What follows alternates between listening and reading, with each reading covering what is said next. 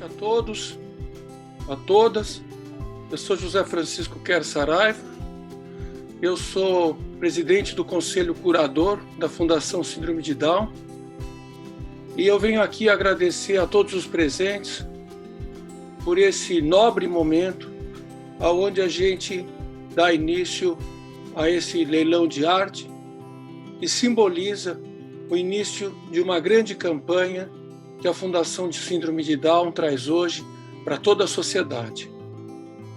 Eu quero dizer que no momento em que nós nos encontramos tão fragilizados por conta de uma pandemia, que só no nosso país já dizimou mais de 120 mil pessoas, a grande maioria pessoas frágeis, pessoas que já com a idade avançada, com outros problemas de saúde, nós temos aqui muitos outros enfrentamentos.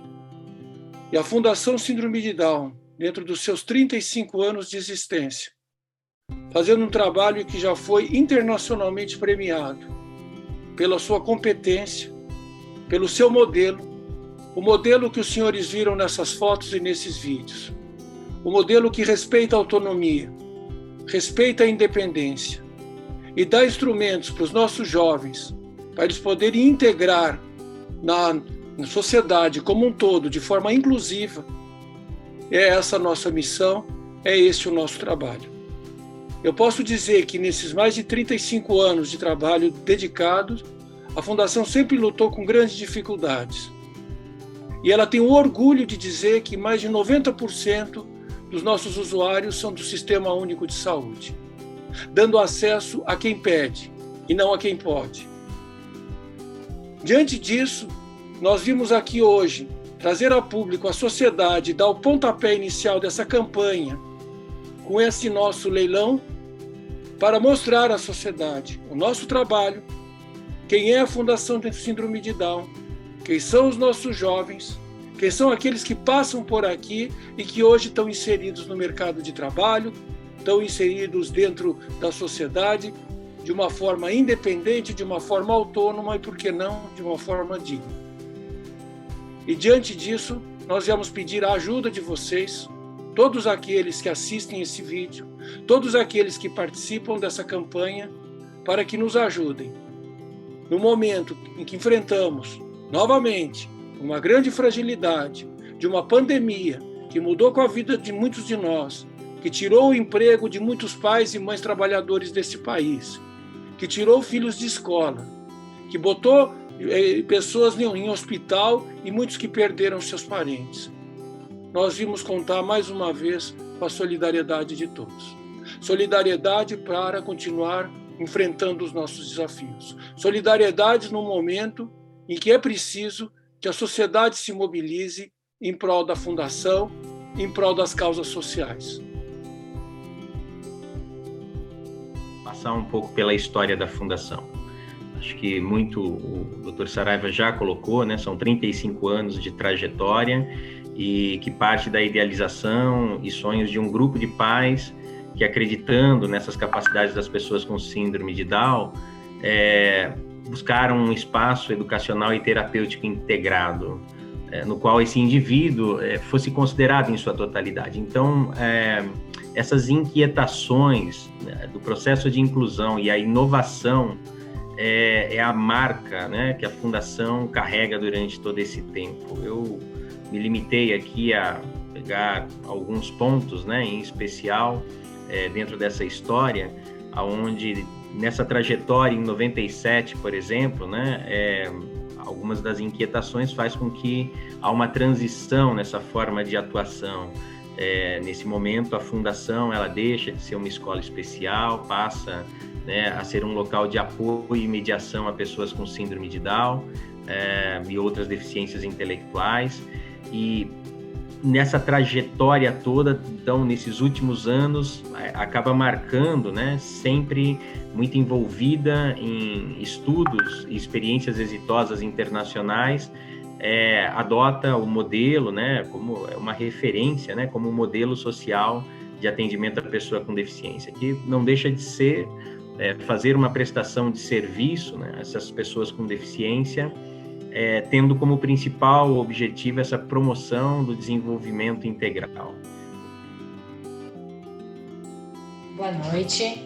Bom, meu nome é Alessandra, eu sou mãe da Luísa, que tem 3 anos, e nós chegamos à fundação ainda bem perdido quanto à síndrome de Down, né? O que esperar da síndrome de Down, e nós fomos acolhidos, eu e toda a nossa família, com muito carinho e respeito.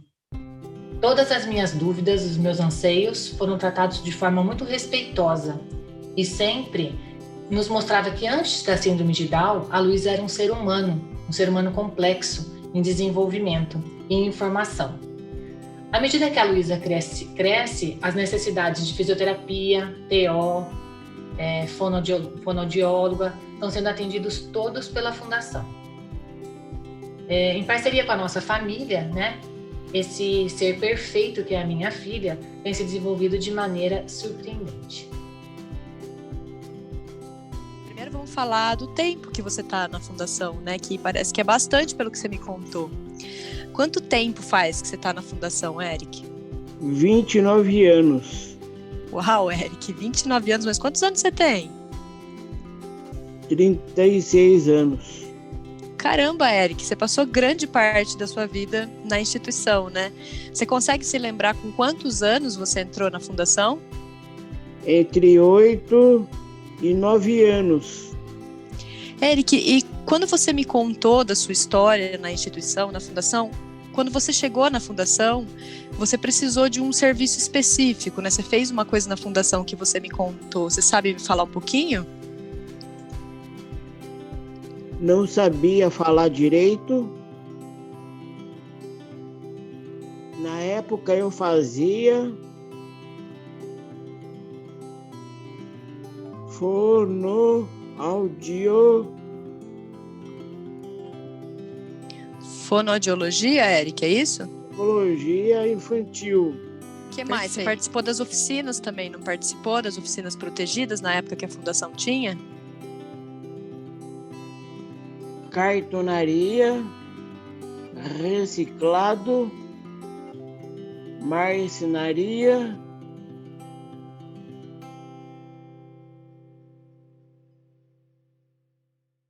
Eu queria falar um pouquinho sobre a obra do Crispim, que está aqui em voga hoje, né? Que está aqui à venda hoje nesse leilão, em prol do trabalho da Fundação Síndrome de Down. No decorrer da história da arte, existem diversos textos psicanalíticos e da área da psicologia que se detêm em analisar movimentos criativos e artistas, correlacionando a vida e obra de figuras muito conhecidas. O caso mais famoso trata-se do contraditório e polêmico texto Leonardo da Vinci, Uma Memória de Infância, em que Freud realiza uma análise sobre o autor da misteriosa Mona Lisa. Com um pé na psicanálise e outro na arte, Crispim desenvolve sua carreira acadêmica ligada ao campo da psicologia sem deixar de desenvolver de maneira autodidata seu interesse pela expressão artística. No entanto, explicar sua obra exclusivamente por meio da psicologia é empobrecer a complexidade desse processo criativo. É verdade que as imagens de Crispim despertam imagens inconscientes e de inomináveis pensamentos que juntam ideias distantes na recriação de múltiplos sentidos. Crispim cria incômodos e desdobramentos de sentidos, por exemplo, ao aproximar a intimidade da nudez feminina à silhueta pouco definida, vulgar e medíocre de uma fria lagartixa, como vemos na obra Íntimo. As figuras tão díspares da lagartixa e da mulher são assemelhadas pela sua natureza comum, lembrada pelo artista por meio das folhagens e pelas curvas reveladas tanto na mulher quanto no animal.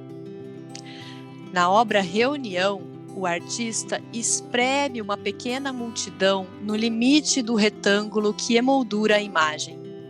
É possível sentir a pressão na pele das faces dessas pessoas se comprimindo umas contra as outras, quase se tornando apenas uma, revelando os conflitos entre individual e coletivo. Faces, por sua vez, retratam um rosto que, olhando para frente, parece sobrepor-se a si mesmo, como um eu do presente que se sobrepõe a um eu do passado.